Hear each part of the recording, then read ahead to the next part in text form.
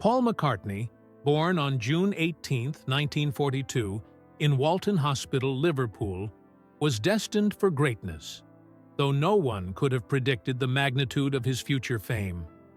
His parents, Mary and Jim McCartney, were the bedrock of his early life. His father, Jim, worked as a cotton salesman but had a strong love for music, which he passed down to his son. Jim played the trumpet and piano in local jazz bands, and his music-filled home played a crucial role in shaping Paul's early appreciation for music. Paul's mother, Mary, was a nurse who, although not musically inclined, fostered a deep love for the arts in her children. Paul's mother, in particular, had a lasting impact on his life, and her untimely death in 1956 from breast cancer had a profound effect on him. At just 14 years old, Paul's world was shattered when Mary passed away. Her death left an emotional void in his life that Paul would struggle to fill. It was during this time of grief that Paul found solace in music, using it as both an emotional outlet and a way to process his overwhelming sadness.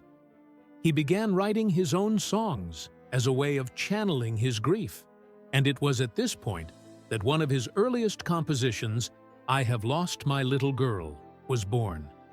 In later years, McCartney would openly acknowledge that the pain of losing his mother deeply influenced some of his most famous songs, such as "Yesterday" and "Let It Be." These songs, filled with haunting melancholy, would capture the hearts of millions and become iconic in their own right. But for Paul, they were more than just melodies. They were expressions of personal sorrow and longing. As he struggled with the loss of his mother, Paul turned to music as both a distraction and a means of coping.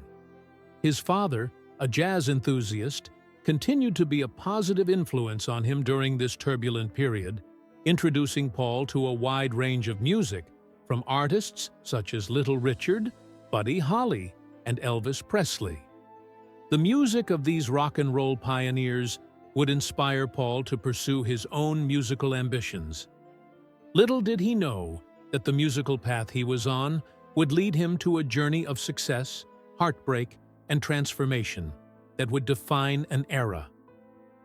Meeting George Harrison and early musical pursuits. Paul's musical path truly began to take shape when he met George Harrison in 1954. The two young boys, both attending the Liverpool Institute, quickly bonded over their shared passion for music. Although George was 2 years younger than Paul, their connection was immediate. They spent countless hours together, listening to records and playing guitar, further honing their respective musical talents. Paul, in particular, was determined to learn the guitar and would often teach himself by listening to songs and attempting to replicate them note for note. By 1957, the stage was set for another crucial meeting in Paul's musical journey. This time, he met John Lennon at a church fete. John, who had formed his own band, the Quarrymen, was performing with his group, and Paul was instantly drawn to the energy and the rawness of their music.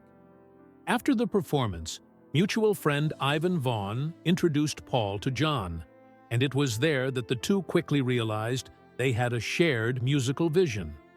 Paul impressed John by playing 20 Flight Rock, a song by Eddie Cochran, with confidence and precision. This moment marked the beginning of a partnership that would change the course of musical history. John and Paul immediately clicked, both musically and personally. They began writing songs together, with Paul contributing his early compositions and John adding his distinctive lyrics and melodies.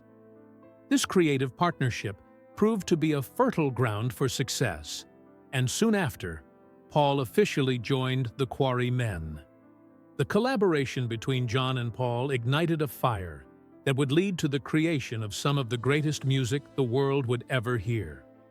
The band would eventually change its name to the Beatles, and with that transformation came a new energy and focus.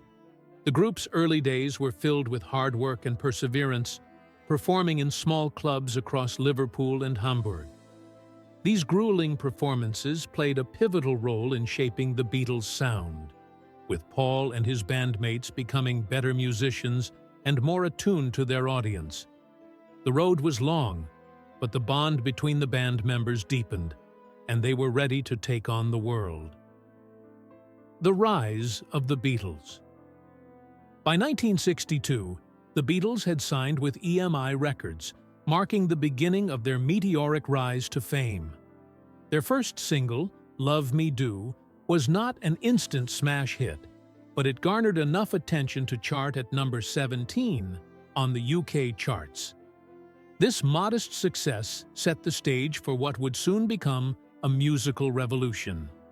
Their next singles, Please Please Me and She Loves You, were explosive hits, propelling the Beatles into the international spotlight.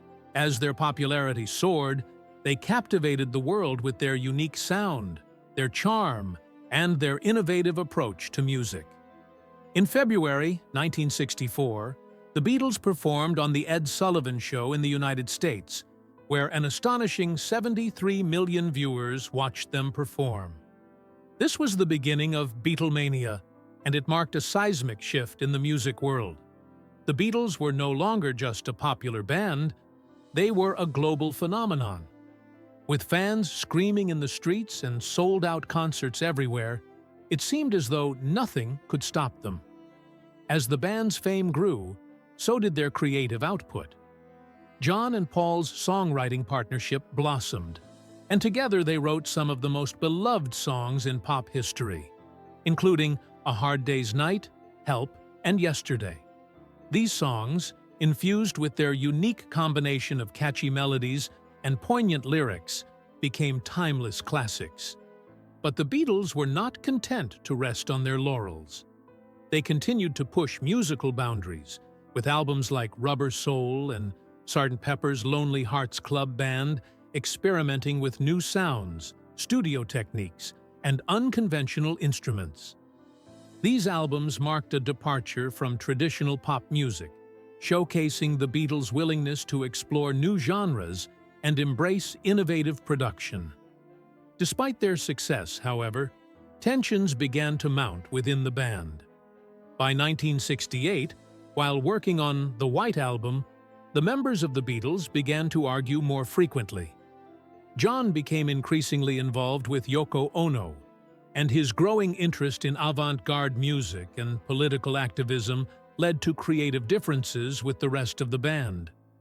George Harrison, who had often felt sidelined in the band's creative process, became frustrated with the lack of attention given to his own musical ideas. Even Ringo Starr briefly left the band, feeling ignored and undervalued. These growing tensions culminated in the band's eventual breakup, despite their ability to pull together one final masterpiece, Abbey Road, in 1969. The Beatles' last official release, Let It Be, came in 1970 and was reflective of the inner turmoil within the band. Despite this, it gave the world iconic songs like Get Back and became a fitting end to the group's remarkable run. On April 10, 1970, Paul McCartney made the announcement that he was leaving the Beatles, officially bringing an end to the era of the Fab Four. The news was met with heartbreak by fans around the world, but it was clear that the pressures of fame, creative differences, and personal conflicts had taken their toll on the band. Life after the Beatles, wings and personal struggles. After the Beatles disbanded, Paul McCartney was faced with the daunting challenge of forging his own musical path. In the years that followed, he formed the band Wings with his wife Linda McCartney, and together they embarked on a new chapter of musical exploration. Wings became a formidable force in the 1970s, producing hits such as Band on the Run and Live and Let Die. The band's success gave Paul the creative freedom he had longed for after leaving the Beatles, but it also introduced new challenges, particularly in balancing his musical ambitions with his family life. Linda, who had little musical experience, became an integral part of the band. Her involvement in Wings was not just a personal one, It challenged the conventions of what a rock band could look like. As a woman in a male-dominated industry, Linda helped break down barriers and pave the way for future female musicians. Her presence in Wings also provided Paul with much-needed emotional support during a difficult period in his life. The pressures of being a former Beatle, combined with the public scrutiny of his new band, were at times overwhelming. But Linda, who became a passionate advocate for vegetarianism and animal rights, was a steady and grounding influence on him. The McCartney family's commitment to music, art, and philanthropy remained strong throughout the years. Paul and Linda raised their 3 children, Mary, Stella, and James, in a household filled with love for the arts and respect for the environment. Despite their professional success, Paul and Linda maintained a deeply personal and intimate family life. The arrival of Beatrice. In 2003, Paul and Heather's joy was further amplified with the birth of their daughter, Beatrice Millie McCartney, on October 28th. Beatrice was named after Heather's mother and inspired by Paul's Aunt Millie, creating a beautiful connection to both sides of the family. The birth of Beatrice was an incredibly happy moment for both Paul and Heather, as they celebrated the new addition to their family. The couple shared tender moments together as new parents, and many believed that their family would be the foundation of lasting happiness. However, as the months passed, it became clear that their relationship was not without its struggles. Though they had created a family together, the pressures of balancing their private lives with their public personas proved to be difficult. Cracks in the marriage. The strain of comparisons and insecurities. Over time, the cracks in Paul and Heather's marriage began to show. One of the significant challenges they faced was the constant comparison to Paul's late wife, Linda. Linda McCartney had been not only Paul's partner in life, but also a beloved member of the public. She was a talented musician, animal rights activist, and photographer.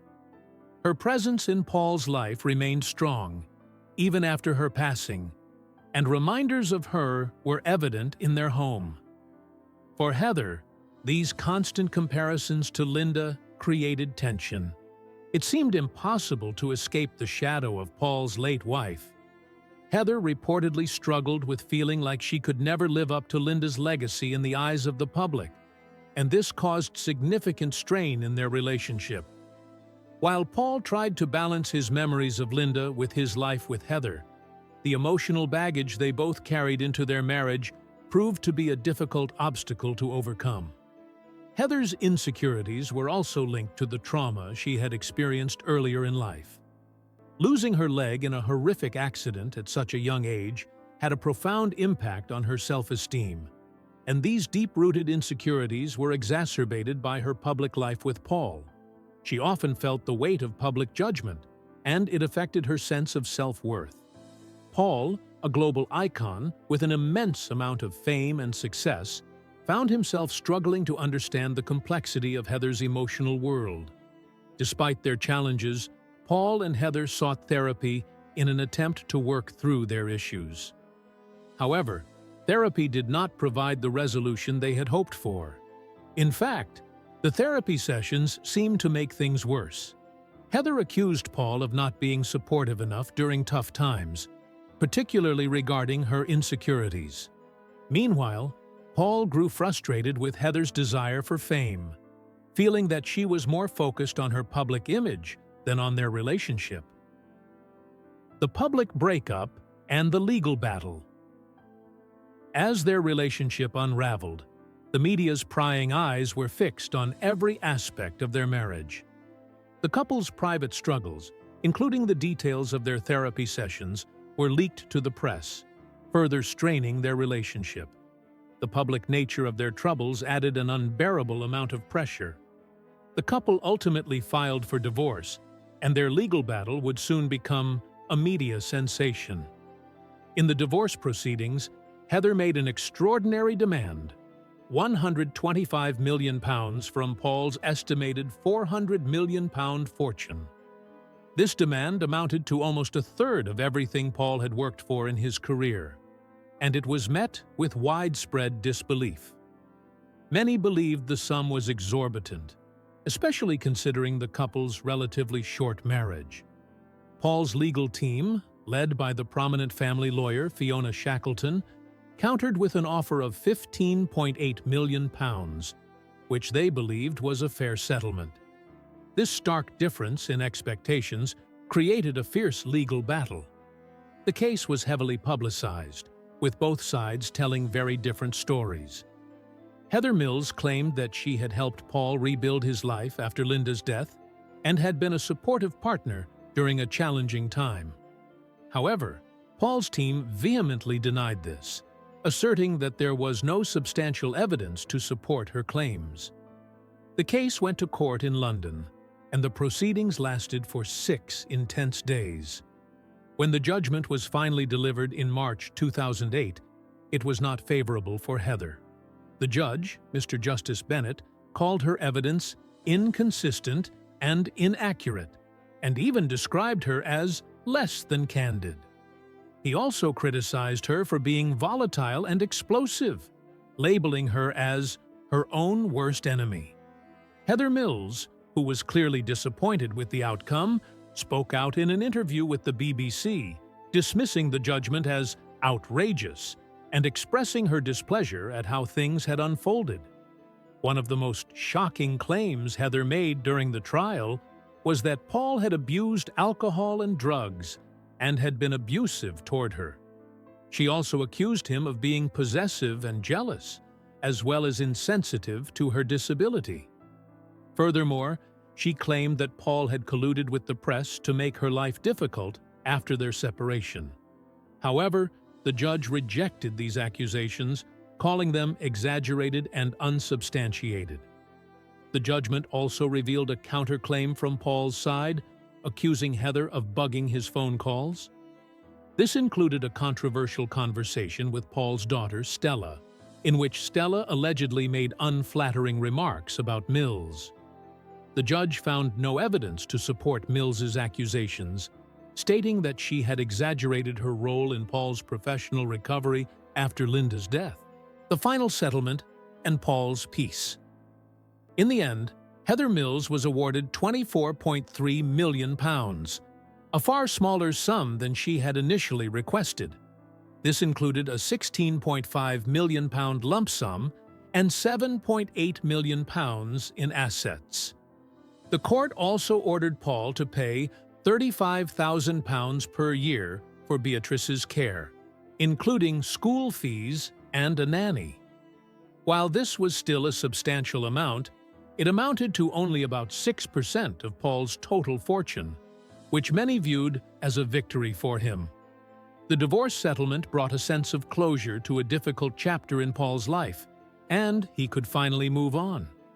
In the aftermath, one particularly unforgettable moment from the court proceedings occurred when Heather Mills poured a jug of water over Paul's lawyer, Fiona Shackleton, during a tense moment.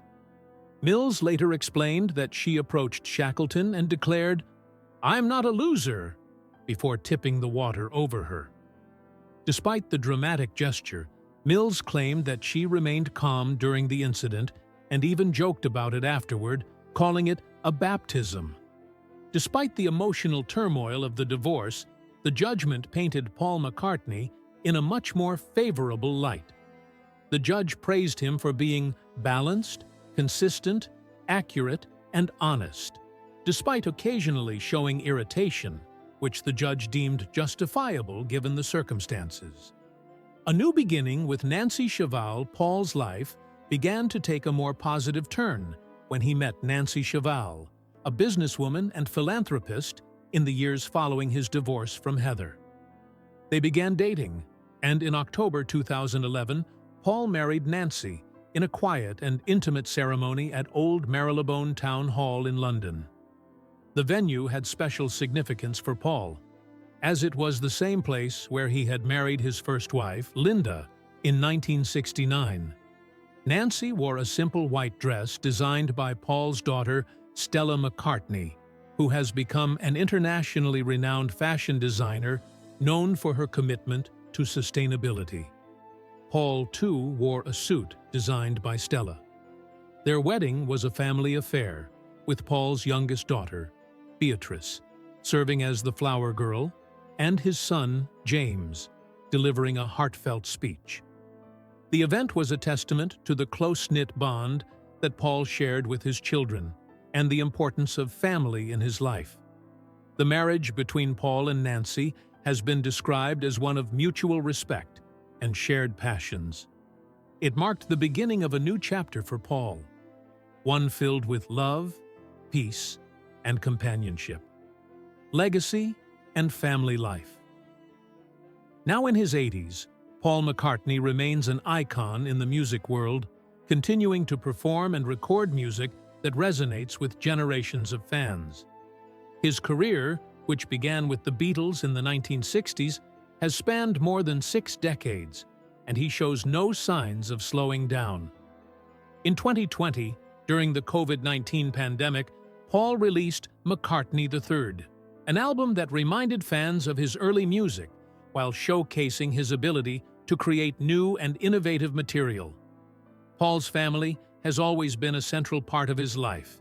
He is a proud father of 5 children: Heather, Mary, Stella, James, and Beatrice, and a grandfather to 8 grandchildren. His children have carved out successful careers of their own. Stella McCartney is a well-known fashion designer, Mary works as a photographer and author, and James has followed in his father's footsteps as a musician. Beatrice, the youngest of Paul's children, remains largely out of the public eye and prefers to maintain a more private life. Paul has found joy in being a grandfather, and his relationship with his grandchildren is an important part of his life. In fact, he has even written children's books, inspired by his time spent with them. Family has always been a constant source of support and joy for Paul, and he has often credited them with helping him navigate the challenges he has faced in his personal life. Despite the ups and downs, including the tragic loss of Linda, the tumultuous relationship with Heather Mills, and other challenges along the way, Paul McCartney has remained resilient. He continues to create music, perform live, and connect with his fans, proving that it is never too late to find happiness, purpose, and meaning in life. Through his music, his family, and his unwavering passion, Paul McCartney serves as a living testament to the power of creativity, love, and perseverance.